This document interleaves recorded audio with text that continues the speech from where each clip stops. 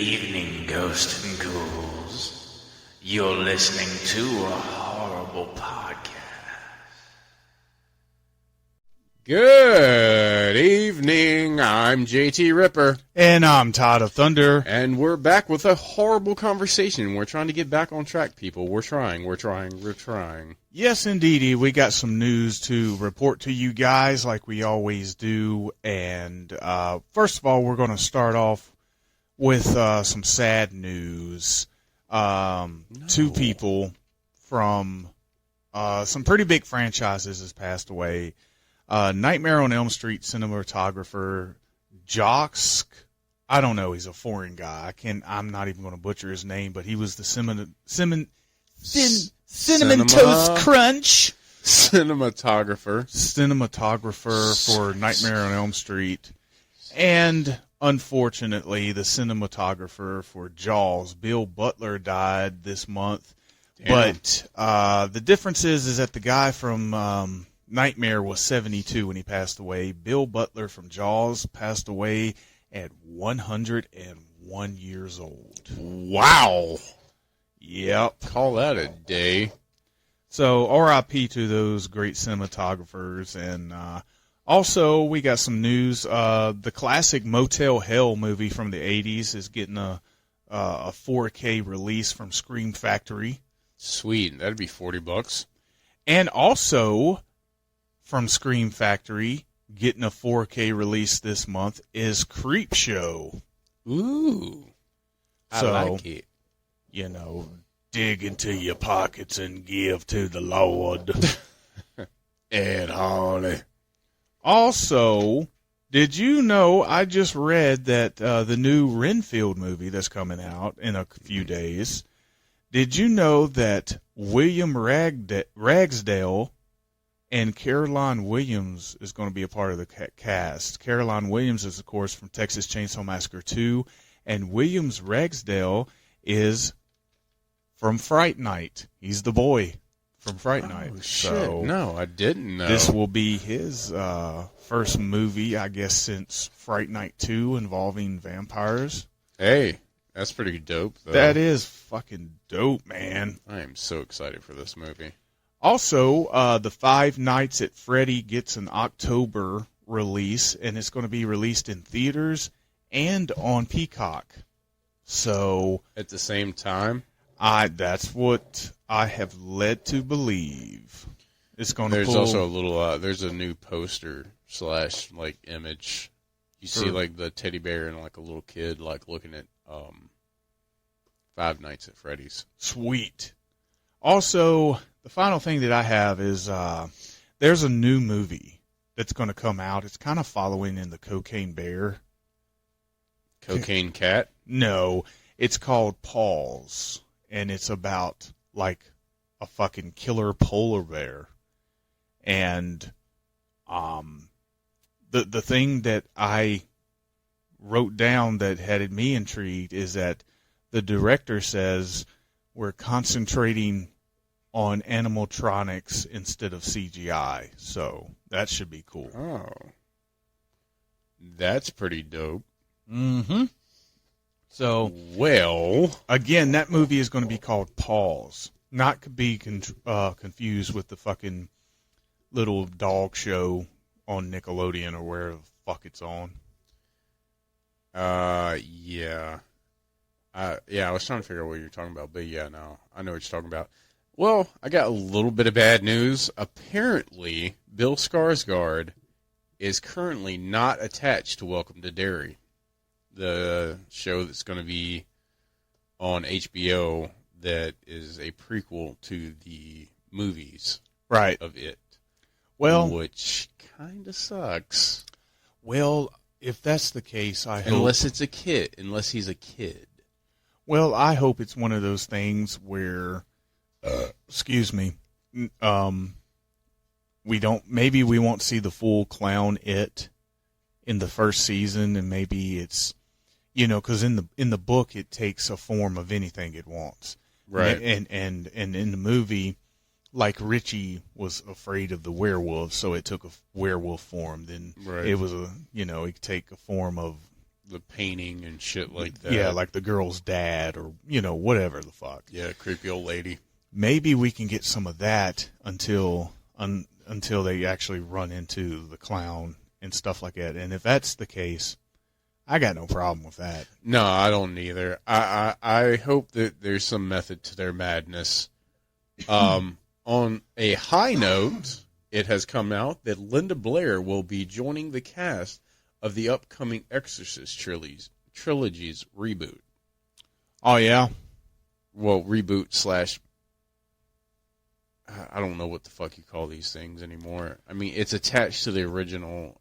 It is doing what they did to Halloween. So, well, we'll see. We'll see. Don't have high hopes, but we'll see. Don't really have a good note to end on, but I thought I'd save the controversial one. Okay. American Horror Story Season 12, we're on Season 12, has added Emma Roberts, which has been in several seasons of American Horror Story, and Kim Kardashian. Kardashian. And the title, they have a season title, and the title is called Delicate. Delicate. Dude. Yeah, we kind of talked about this at dinner a little bit.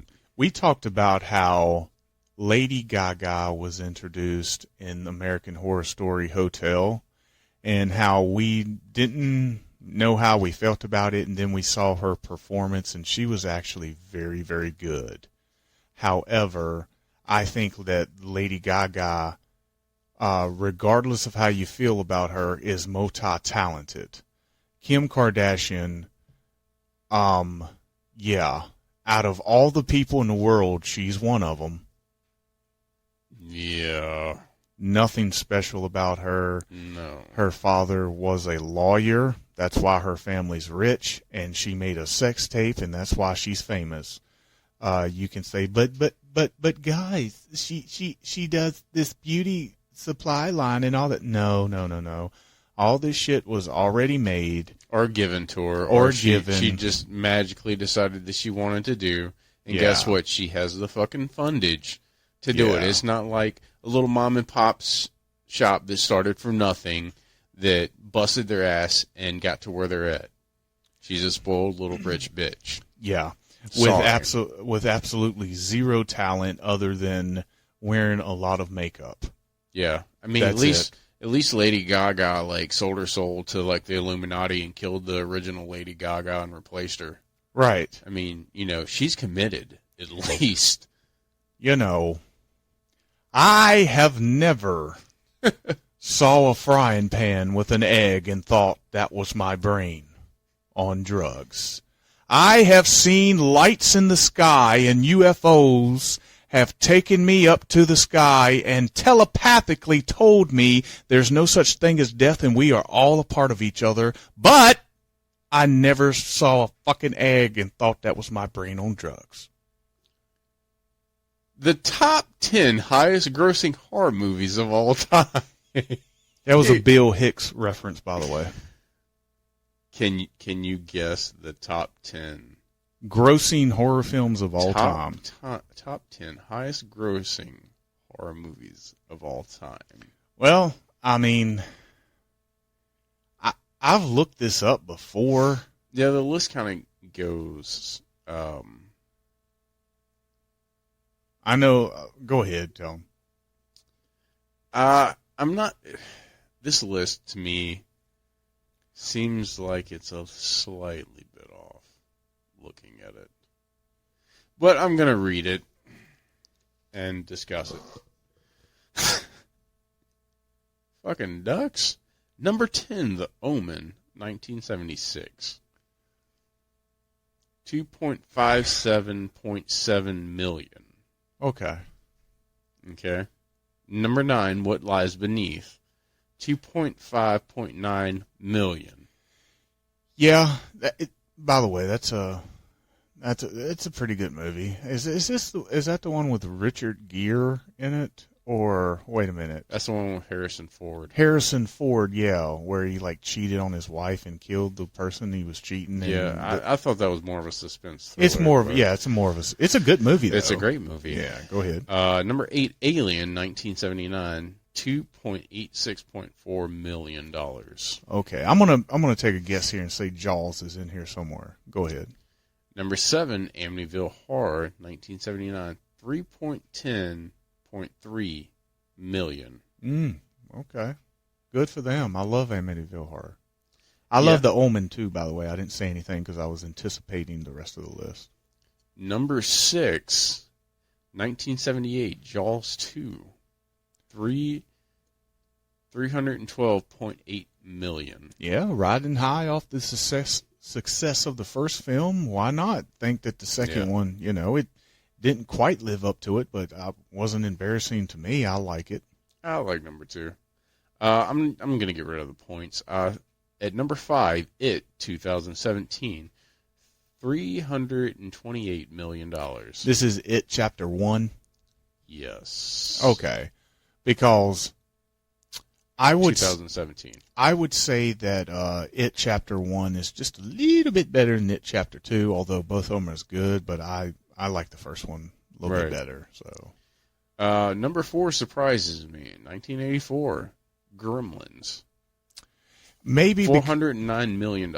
Maybe because of its family appeal and the fact that it's not rated R. I think if you look at some of these movies, like What Lies Beneath, I think these are not like very like harsh. I think the only rated R one so far is It. Well, Amityville Horror, certainly. Well, yeah, that's right. Fuck. Amityville Horror and It, that's pretty much it. Well, so 2 out of 10? Yeah, because Jaws 2 is definitely PG-13. Oh, trust me, the next one is not rated R. Number 3, The Sixth Sense. At $518 million. Yeah. Number 3. Let me guess. Number 2, excuse me. Number 2? Number 2. Blair Witch Project. Nope. Jaws. Nope. Bullshit.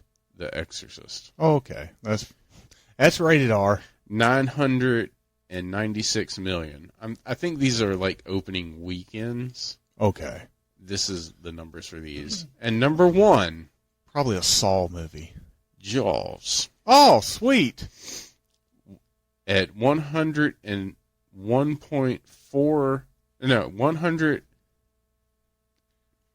billion.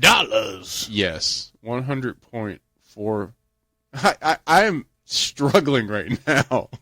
It made a lot of goddamn money, y'all. It made over $1 billion. How's that? Well, let's talk about that a little bit, man. Of course, we're going to do a ranking Jaws video here probably in July. Yes. We actually like to stick to themes in month to talk about, even though sometimes we might be a little late. But Jaws is the reason why you have the term Hollywood blockbuster, or, Hollywood summer blockbuster. Everybody wanted to make a movie and have it released in the summertime to have that, Hollywood box office summertime movie. And Jaws is the one that kicked that door open. And thank God for him. Everybody that worked on that movie deserved every single fucking award given because of the shit that they had to go through to make the movie. Richard Dreyfuss even came out and said he didn't think the movie was all that great that while he was making it, but it was because he was so goddamn miserable making the movie. But then he saw it, and then not only did he see it, but he saw it with people, and it totally changed his mind, and rightfully so. Jaws is, I don't think there'll ever be a animal movie better than Jaws, even if you use a real animal. It just won't. No. The way it's shot, Oh my God, I was scared to take a fucking bath. Yeah. And people say the shark looks fake. Who the fuck thinks the shark looks fake? Fucking retards. Yeah, like suck a fucking mongoose cock. So what I read you was like the grossing in America and opening weekend. Now, if we go into the top 10 worldwide grossing movies, Mm-hmm. that's when we get a little interesting. Okay. All right. I'm not going because these are in the fucking billions.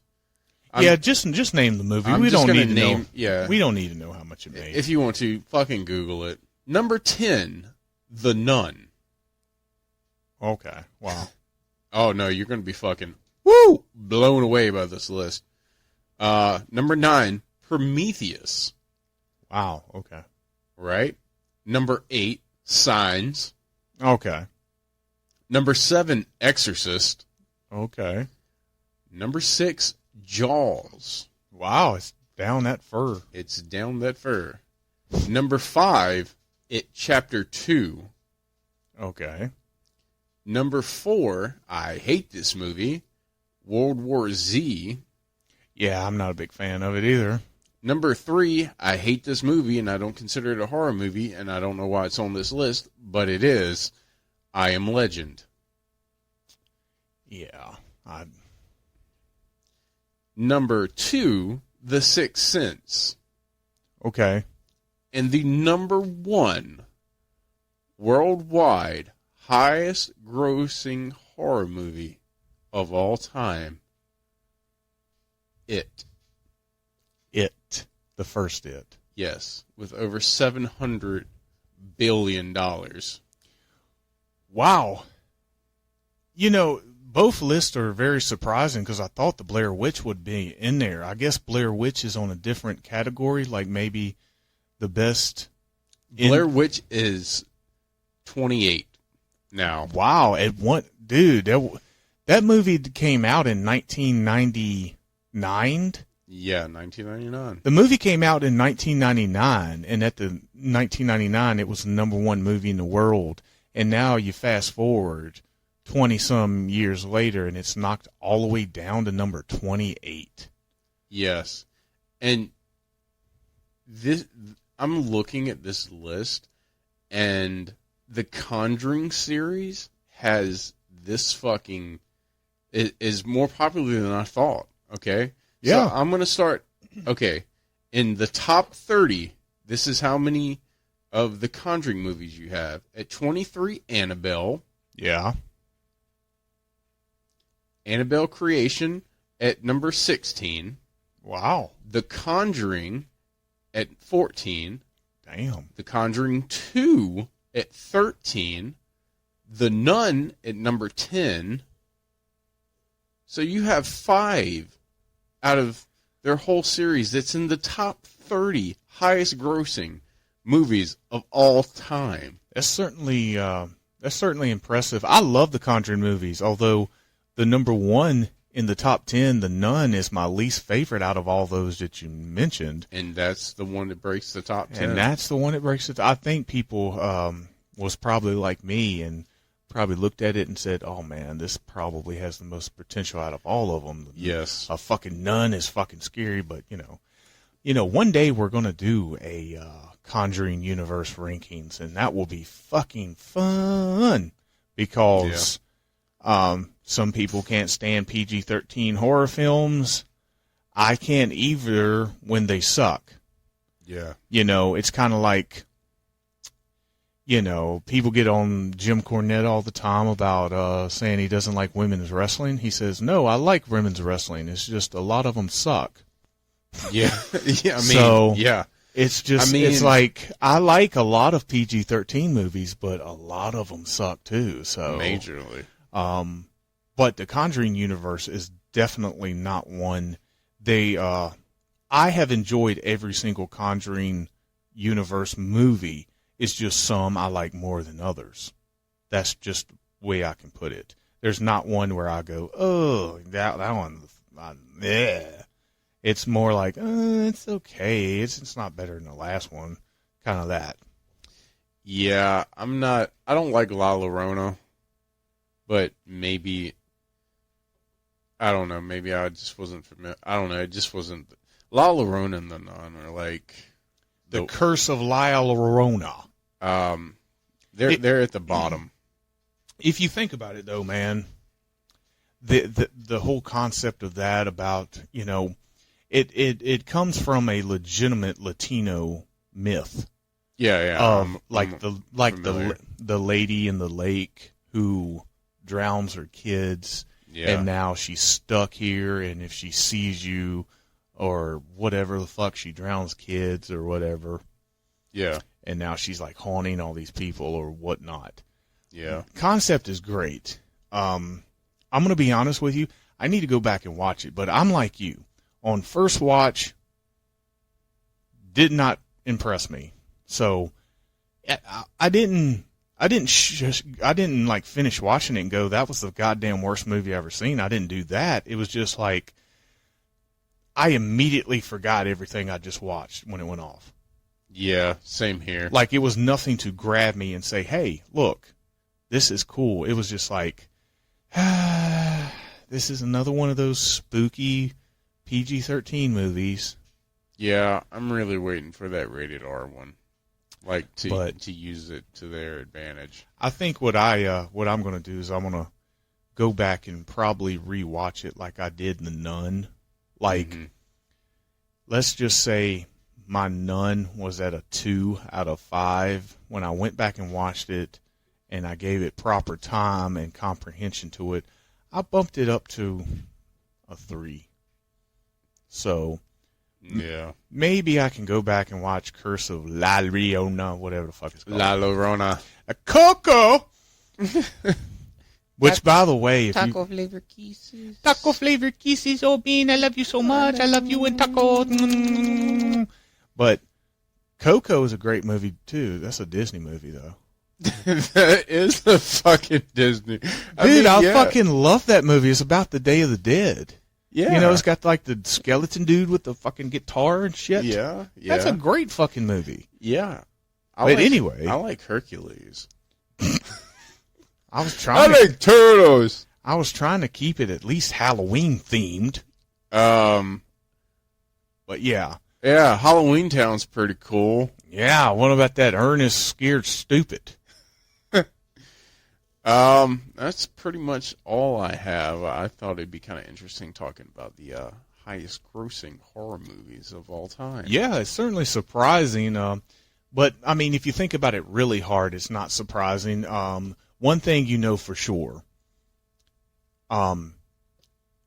if you make a PG-13 movie, that's always more likely to break records because more people buy tickets. Yeah. And, you know, of all ages can go see it. That's one thing. And another thing is, if you're a part of a franchise or you're a part of a universe type of deal, that's always helpful too. Even, you know, like I'm sure, like, if you look at the MCU universe and you look at the Star Wars universe, the one thing that all of those movies gives it advantage over everything else is the fact that it's attached with all this other shit. Even if the movie sucks ass, yeah, you know, if even the new Star Wars movies that are not that appealing to me personally, not really, it still has that Star Wars stamp on it, and you know, and I think that's what happened with The Nun. Honestly, oh yeah, that's exactly what happened because it would. You know, they nailed the image of the nun. Like, it was creepy and everything. Yeah. And the marketing, I remember, was very good, done very well. And you had all this hype behind The Conjuring, Annabelle. You know, you had a lot of good momentum going in. And it just... Well, my friends, they have a chance to go a little further, dig a little deeper. Anything to please you, girl. Anyway, at the end of the year, they're coming out with Nun 2. So everything that they did in the first one, hopefully they fucking pick up the pace because that was my main complaint about the Nun, is pick up the fucking pace. Not everything has to be so overdramatic. We get it. You believe in Jesus. We get that shit. Right. Like, I'm wondering what... And now that the background is out of the way from the first film, maybe that's what they can do, you know? Well, I'm wondering, like, how they're gonna, like, is this gonna be, like, modern day? Is it gonna be, like, a nun struggling with her faith, like, in modern times? Well, Like, what is gonna be the Nun 2? I got a feeling that it's, the nun is the nun. The nun is the one that is creepy and everything, but it has to have something to attach itself to. It has to have something to bring it to life. Is it a young woman, like you said, struggling with her faith? Is it a case where two people is brought on, or whatever the fuck?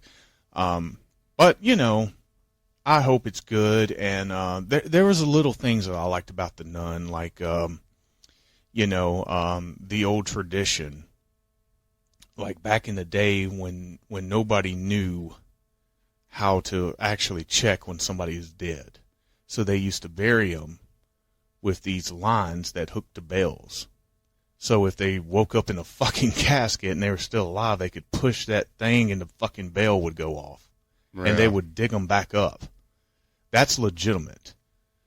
So that's fucking creepy. There was that one scene in The Nun where the guy gets knocked out and the fucking nun or whatever fucking puts all the dirt and shit, and if it wasn't for that little bell, he would have been buried alive. So little things like that, yeah, I can appreciate. Just kind of pick up the pace a little bit. Yeah, you've got potential. I'm sorry, but The Nun 2 is not going to beat Evil Dead Rise. I'm still predicting that that's going to be the number one horror movie this year.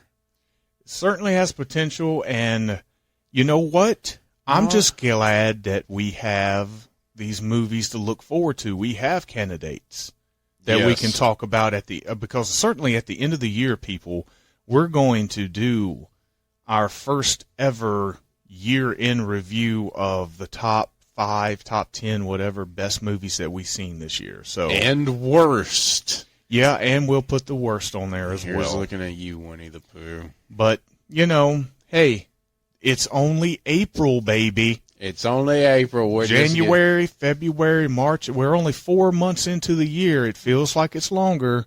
It does. But, hey, man, we got a couple more months to go, and that's fine by me. And we have a lot more horror movies to come out. Yes, sir. So I love my family, I love my flag, and anybody wants to change it got to go through me.